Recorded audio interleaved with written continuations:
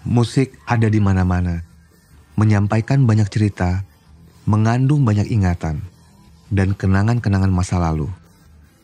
Musik bisa jadi sangat personal, tapi juga universal. Musik menemani sejak lahir. Musik diwariskan dari orang tua, dari generasi ke generasi.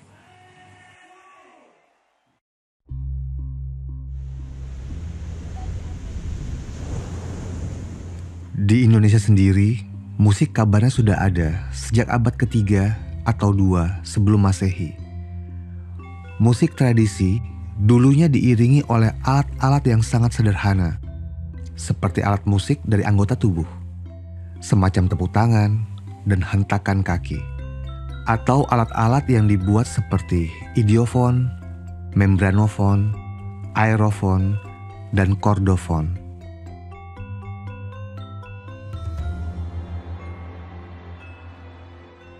Saya Rido, dan di Bali, perjalanan nada Nusantara dimulai.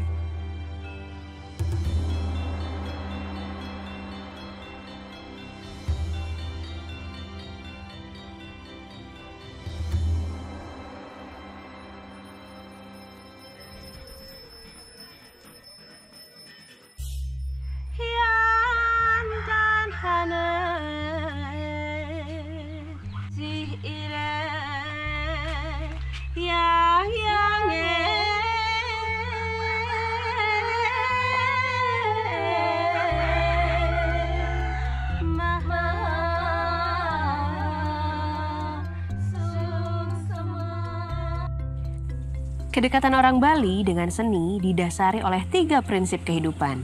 Satyam kebenaran, Siwam kesucian, Sundaram kasih sayang. Mereka berkesenian juga demi ketiganya.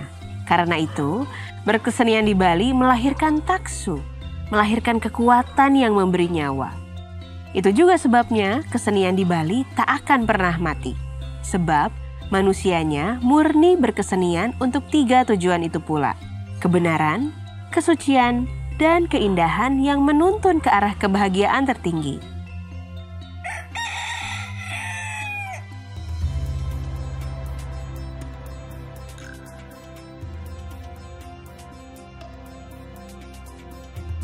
Di Karangasem, kita belajar lebih dalam lagi tentang arti seni, tentang kehidupan, dan tentang makna nada-nada lewat sebuah alat musik indah bernama penting.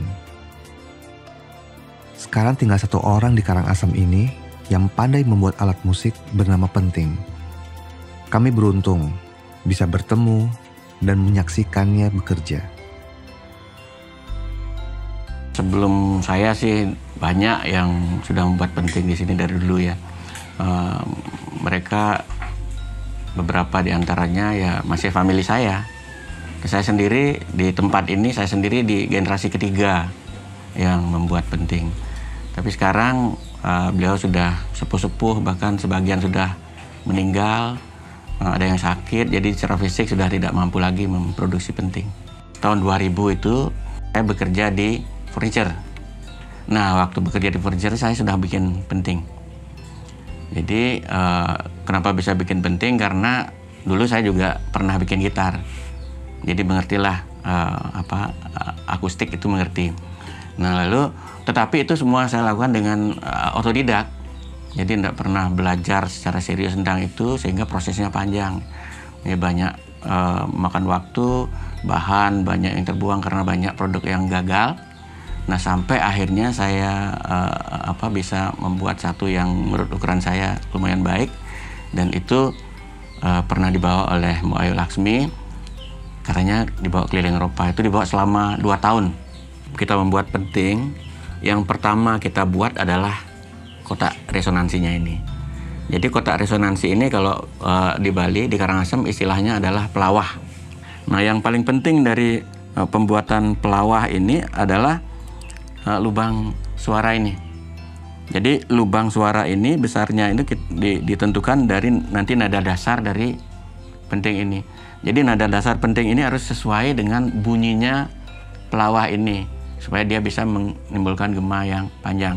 Kalau ini tidak bersesuaian, gemanya tidak akan bisa Baik, nah setelah kotak resonansi selesai, barulah kita buat pernik-perniknya yang lain.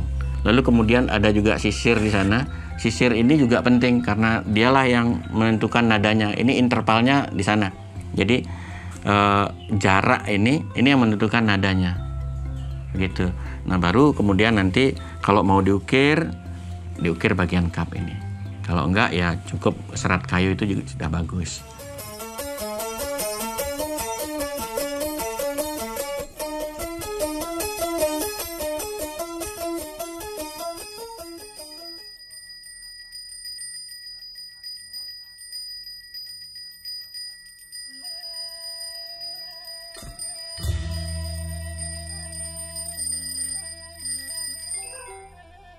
Melas dan pas. Melas berarti memisahkan, dan pas adalah hal yang tidak baik yang melekat pada sesuatu. Sebelum memulai aktivitas baru, masyarakat Bali melakukan upacara pembersihan bernama melas pas. Hendak membangun pura, rumah, termasuk juga pertama kali menggunakan alat musik yang baru selesai dibuat. Harapannya semoga Tuhan memberkati, menyelamatkan, dan menyucikan kita. Semoga Tuhan memberikan nyawa kepada benda yang kita mohonkan supaya taksu dan berguna. Pada umumnya tuh yang saya pernah baca dan ketahui dari Prakempa itu ya 4 poin kehidupan itu, di mana kami dengan musik itu nggak bisa dipisahkan. Terutama adat, budaya, agama kami juga Hindu ya, hubungan dengan musik sangat erat gitu lah. Bahwa Kerajaan Karangasem dari mulai tahun 1650-an itu kita mulai, beberapa raja silih ganti memerintah gitu kan, sampailah pada saat di mana salah satu raja yang sangat piawai dalam berdiplomasi gitu ya. Diplomasi dalam artian punya hubungan networking yang sangat luas gitu ya. Kebetulan saat itu mulailah dibangun ini nih, yang namanya Puri Maskerdam. Saat itu banyak pendatang-pendatang atau pedagang-pedagang Cina yang berada rantau di Bali, makanya mereka diberi konsesi untuk berbisnis atau berdagang apa itu. Terus ditanya keahliannya itu apa. Kebetulan leluhur kami ini Raja Terakhir Karangasem otodidak seorang arsitektur gitu. Makanya bangunan-bangunan di sini terutama di Puri Agung Maskerdam ya, sebagian di Taman Ujung Sukesade itu ada juga bangunan yang campuran mix antara budaya Eropa, Bali dan Cina itu. Nah, disitulah beliau ini akulturasi budaya terjadi. Cina dicampur Bali gitu kan. Jadilah nih Bali Maskerdam ini. Sangat berbeda dengan bangunan-bangunan Bali pada umumnya gitu loh. Di situ tidak hanya terjadi akulturasi budaya dari sisi bangunan aja, termasuk juga musik juga nanti ada juga di situ. Kalau istilahnya di Bali itu di Bencingah Puri. Jadi di Banjar Kodok tadi, di sanalah komunitas Cina itu diberikan tempat tadi seperti yang sudah disampaikan. Nah, alat musik penting ini pertama kali berkembangnya di situ. Nah, lalu kemudian berkembang ke sekitar kota Amlapura dan baru kemudian ke desa-desa. Oleh karena itu, kesenian penting ini identik dengan Puri Maskerdam ini. Cerita dari tetua-tetua kami bahwa sebelum Gunung Agung meletus pada tahun 1963, sekep penting ini sangat eksis. Nah, kemudian pada tahun 2 tahun pasca Gunung Agung meletus kembali eksis, akan tetapi keburu geger 65 sehingga sekep penting ini kembali vakum. Dan tahun 80-an saya tahu di Geria Cau atau di Geria Karang Sedeman, di Celuk Negara dan juga di Batane ada sekep penting, akan tetapi vakum dan bubar. Baru awal tahun 2000-an, tepatnya mulai tahun 2002, saya bersama adik saya bernama Ima Dewi Dasre mengumpulkan kembali sehingga terbentuk sekep penting Merdu Kumale. Dumun, saya mau berdiskusi pertama kali ide. Ini pun, ini persaingan ide bagus gitu. Nggih. Ide ini memodifikasi penting ini penggadi ke pot gong, Oh, ngenten. pot penjogedan. Oh, nggih. Awak nika apa dagang milu ngarapin niki kan? Waktu memodifikasi nika. Ampun ngenten pot modifikasi, nah dikaki dia bareng ngainin gitu. Oh, ngenten. Iya, dong itu ketika dia masuk ke dinas kebudayaan Nggih. tahun 2018. Nggih. 2018 wenten kegiatan pengusulan warisan budaya tak benda Indonesia. Nggih. Itu yang diusulkan itu wenten budaya sakral, wenten kesenian sakral, kesenian langka, kayak gitu. Terus karena dia nawang dari situasi ini penting ya cekepung kan itu penting ya cekepung. Dereng masuk warisan budaya tak benda Indonesia, ya. Tapi malah niki penyebaran niki ampun di dikomersilkan niki, intinya pun pakai madep keluar. Dia yang takutkan nanti wenten pengakuan dari pihak luar gitu. Makanya dia yang berusaha mengusulkan penting niki menjadi warisan budaya tak benda Indonesia di Karangasem. Ada lancar luar gini nih ke, lulus, sampai sampun sertifikat sudah dipegang.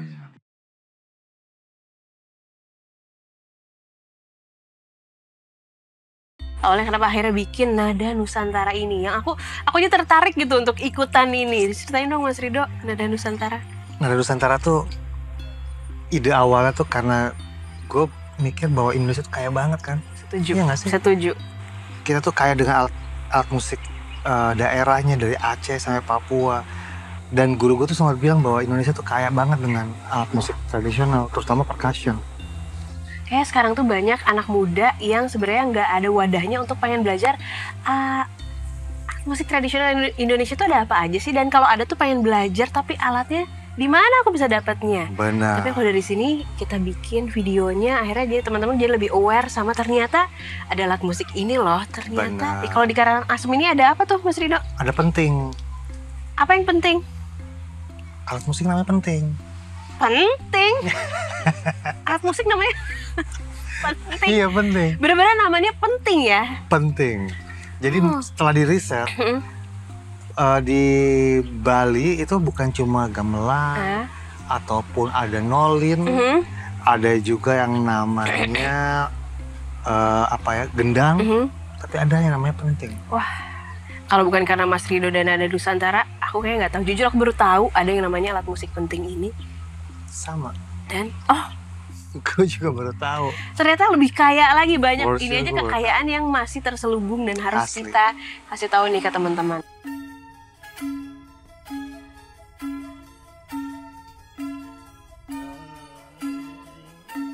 Karena gue sebagai seorang musisi, kebudayaan tuh juga nggak bisa lepas dari musik gitu ya. Bagaimana aktivitas-aktivitas di daerah itu selalu berhubungan dengan musik. Baik itu dari segi keagamaan maupun humanity, itu banyak banget selalu dihubungkan dengan musik. Tapi begitu pas gue di Slang dan di 97 sampai sekarang gue melintasi banyak pulau, mendatangi banyak pulau, gue akhirnya sadar bahwa alat musik di Indonesia sangat kaya banget. Nah, itu yang mendasari bahwa kenapa gue beride atau kita teride untuk bikin Nada Nusantara, karena poinnya adalah gue ingin mengcapture alat-alat musik tradisional yang ada di Indonesia, dari Aceh sampai Papua, dari Papua sampai Aceh, supaya bisa dipelajari oleh hal yang paling simpel ada anak-anak SD, anak-anak SMP di seluruh Indonesia.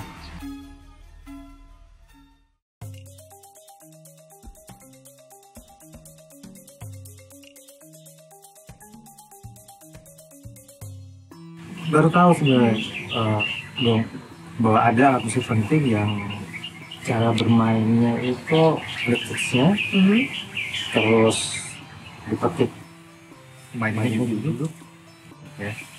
Berdiri nggak mungkin. Wah. Agak susah. Susah ya. Agak susah. Kalau pakai strap mungkin nggak?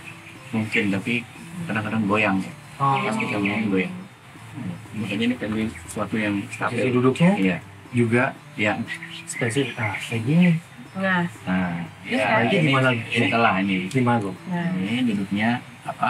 Ini apa? Kalau di Dryer-nya? Bali ini namanya pengirat ya. Dryer ya. Dryernya pengirat namanya. Nah, itu nggak boleh kena. Nanti dia berubah istilahnya. Oh. Nah. Kalau begini. Iya. Jadi duduknya juga mesti sila gitu ya, Iya. Bang, ya? Iya. Nah, waktu aku belajar terus dengar tuh nonton juga videonya kemarin bagaimana ini juga nggak memainkan ini, aku tuh merasa denting penting ini. Aduh, aku ngerasa apa ya, frekuensinya tuh rasanya apa ya, beda di antara ada frekuensi khusus gitu. Apalagi kalau udah dimainkan bersama-sama tuh rasanya ada mewahnya, ada magisnya, ada satirnya gitu rasanya.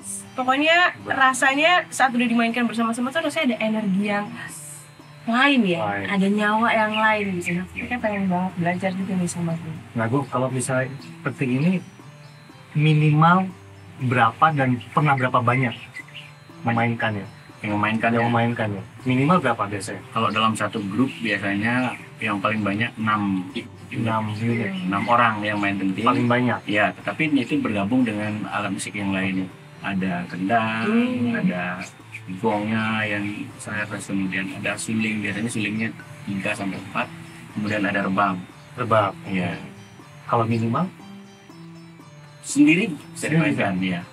Tunggal sih ya. Tapi kita mainnya 5 di dalam 7 nih. Apapun perubahannya kita penyebutan tetap ding dong deng dung dang. Ding dong deng dung dang. Contoh kayak ini. Terus beruang menjadi juga.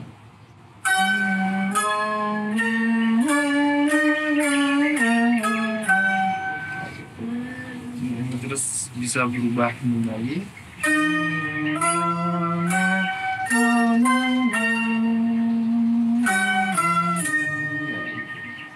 Jadi dalam 7 dalam jadi apa? Tetap tetap kita sebut pelok, cuman mood nadanya yang berubah. Di dalam gamelan Bali ada namanya Pulau Samse. Ini dualisme yang berbeda. Ketika disatukan menjadi sebuah harmoni.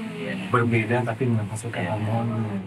Itu dia patternnya tuh unik gitu menurut Patternnya aku. Indonesia banget. Iya, walaupun saat udah dimainin nadanya kalau satu-satu tuh bisa kayak do re mi fa sol la si do sebenarnya. Iya, bisa ditonis Tapi ya. ternyata nadanya tuh gimana sih kita nyebutnya, atau bisa dijelasin nada-nada yang ada di sini tuh kita nyebutnya. Nah, Oke, kalau yang di sini kita biasa sebut selindro. Selindro. Mulai dari deng. apa? Dong, apa? Deng. Deng. Iya. Deng. Dang ding. Deng dung dang ding. Iya. Tadi selendro. Jadi selindro. Berarti ada pelok juga dong. Ada velognya juga. Velognya ada, kita mulai dari ding. Waduh. Ding.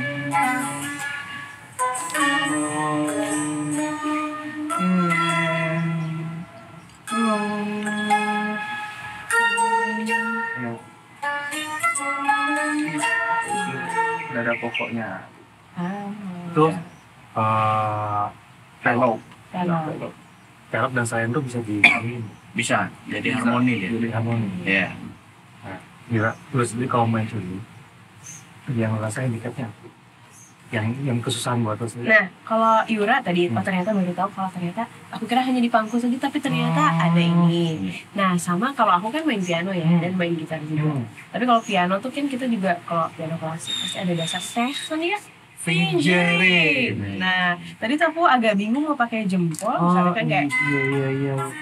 Nah, mending pakai jempol atau fingering itu gimana ya supaya apakah bisa ini aja tanpa jempol jadi jempol. Kalau gitar kan biasanya jempolnya tuh di belakang. Betul, belakang. Kalau ini tuh teknik fingeringnya gimana sih, Bis? Sebetulnya pedomannya yang baku itu tidak ada. Tapi karena kalau saya sendiri, saya pernah ngajarin anak-anak yang CTK. Ya waktu itu kita coba untuk cari gimana sih anak-anak ini yang tangannya masih pendek-pendek belum nyampe. Oke deh, silakan. Tapi dia bisa main gitu kan. Nah, maka kemudian kita bikin patokan-patokannya nih. Pinjiringnya tadi. Ya, pinjiringnya kalau dia di slendro 4 nada. Ini yang paling cepat bisa kita main. Iya, slendro 4 nada. Slendro 4 nada itu iya, ini dia. Lihat. Master Rino sudah bisa gitu deh. Pinjiringnya ya itu. Benar. Pinjiringnya itu ya. Jadi kalau posisi duduk begini kita mulai dari ini, jari manis. Oh, jari manis. Nah, kemudian jari tengah, telunjuk, jempol. Ya.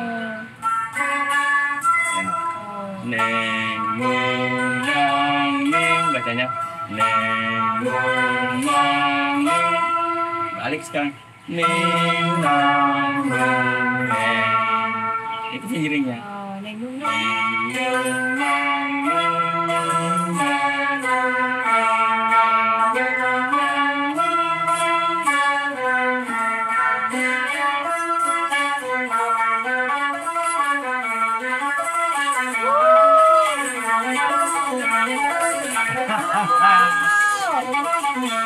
Ya, Kalau pel berarti beda lagi posisinya. beda. Beda lagi. Kalau pel gimana? Ya. Kalau kayak namanya Gimana? kalau biasa aku ini.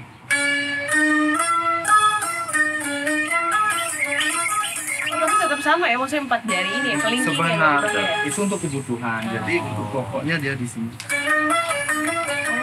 Jadi ke sini dia tetap pegang basic dasarnya. Oke. Di sini. Jadi tengah, duduk, dijari, kembali, tengah. Oh, 3 lagi ya. Jadi poinnya begini ya? Oh Ya. ya, berarti Gini berarti ya? berputar. Ya. Oke, jadi dari jari tengah, tunjuk, Jempol. jempol, Jempol, Jari tengah lagi ya. tengah lagi, tunjuk, jempol. Oh, lebih mudah gini ternyata saat udah tahu tekniknya ya. Gitu. Benar-benar saat mendalami coba belajar tentang ini tuh pas dibunyiin kayak mereka aku mengingatkan aku pada alat musik karena Tenso Goto ya kalau nggak salah di Jepang. Terus ternyata ada juga alat musik penting ini bukan hanya ada dari Indonesia ya, tapi ternyata ada bawaan juga dari terinfluence juga ya dari musik alat musik dari negara lain ya. Ada juga itu Goto ya dari China. Iya. Terus juga ada Bulbul tarang. bulbul tarang dari India. Iya. Gitu ya ternyata. mirip sama seperti ini. Iya. Iya. Jadi kira-kira ini adalah versi Karangasem dari Taiso Goto yang dari Jepang itu. Lokasinya? Notasinya beda karena sudah diakulturasi ada Bali. Terus aku baca juga tuh ternyata alat musiknya tuh awalnya dari apa ya yang Taiso Goto dari Jepang itu saat ada kaisar namanya Kaisar Taiso. iya ya Oh, Kaisar iya. Taiso itu ternyata ngasih salah satu seniman Jepang ya waktu itu ya namanya Goro Murita. Norita Iya. untuk belajar musik ke Eropa, kalau nggak salah untuk belajar musik ke Eropa, belajar gitar, akhirnya dia terinfluence dan akhirnya terinspirasi untuk membuat alat musik dari yang katanya mesin tik ya. Nah, Oh, ini ya, gabungan. ini. Makanya gue tuh kayak mikir kayak Oh, ini kayak mirip-mirip mesin tik Iya. gitu ya. Iya. Ternyata memang terinspirasi dari gabungan mesin tik dan juga gitar. Betul. Ternyata terbuatlah ini. Jadi kayaknya pertukaran budaya tuh sebenarnya dari dulu tuh udah sangat tercipta ya. Iya. Atau malah bisa kebawa sampai akhirnya terbawa disebarkan juga ke Afrika, ke China, ke India. Menurut gue Indonesia tuh dulu seksi banget loh. Iya ya. Karena terus kemudian kesini dan memberikan influence alat musik dari Aceh sampai Papua ya nggak sih? Iya. Bagaimana kalau ngomong akulturasi dari namanya percussion di Aceh sampai Papua itu kan sebenarnya ada influence dari negara lain. Berarti kan mereka kesini loh. Iya. Ya kan sama seperti ini mungkin yang penting hanya notasinya udah dirubah sedemikian rupa sampai menjadi alat musik tradisional di Karangasem. Dan dinamakan penting. Karena Penting penting banget. banget untuk kita lestarikan. Sebenarnya jadi ikut-ikutan. Coba aku tuh nggak sabar karena aku tuh pengen ya bukan hanya kita ngobrol ini tapi juga gimana kalau misalnya kita bikin kolaborasi, bikin lagu. Wow. Coba dari gayanya Mas Rido, gayanya Yura, gayanya alat musik penting ini menjadi satu. Gimana tuh? Gimana kalau kita kolaborasi, Bung? Bikin lagu. Gimana lo?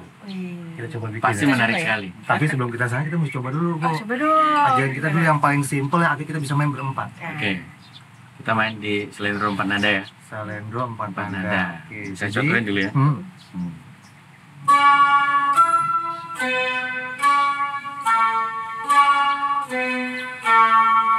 Dari telunjuk. Tunjuk ya. Ah.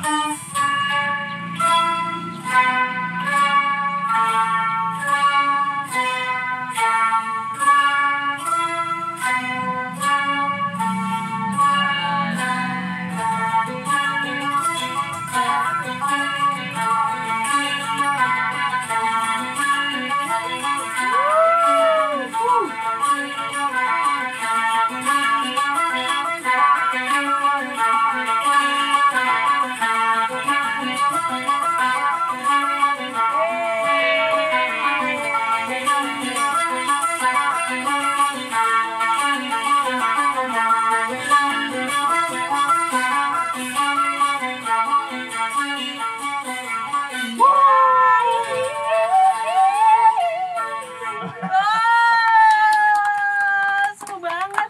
Gini aja kita baru diajarin sekali, kayaknya langsung Iya. menyatu nyawa-nyawa kita menjadi nada yang kaya seperti Itu menari di dia. angkasa. Ini lirik bagus kan? Bagus juga ya. Ingetin ya. Nada-nada kita kaya. Kaya seperti menari di angkasa.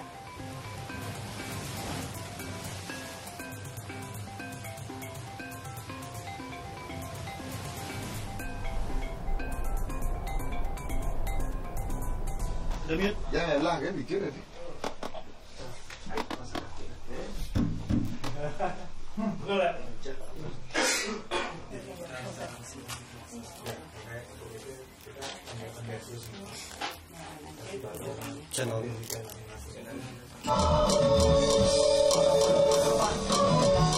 Dia ada dia ada jedanya ada dikit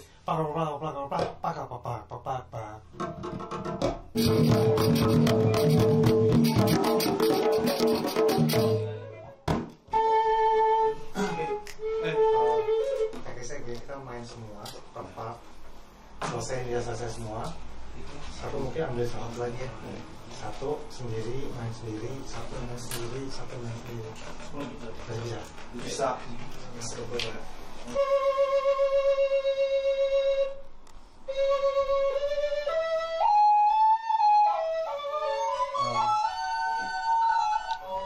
Sebenarnya gini, kan aku lupa aku matiin dulu kan.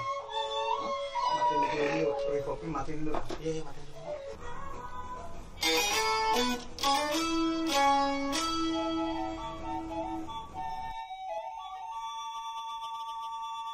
Ya harapan gue sebenarnya mereka juga punya karya, mereka juga punya mimpi yang besar terhadap sebuah pertunjukan, dan yang pasti sih kalau buat gue salah satunya pemerintah harus ngasih ruang buat mereka untuk berekspresi, untuk berkarya. Jadi mereka juga tahu gitu. Mereka punya jam terbang yang tinggi untuk menampilkan karya-karya mereka.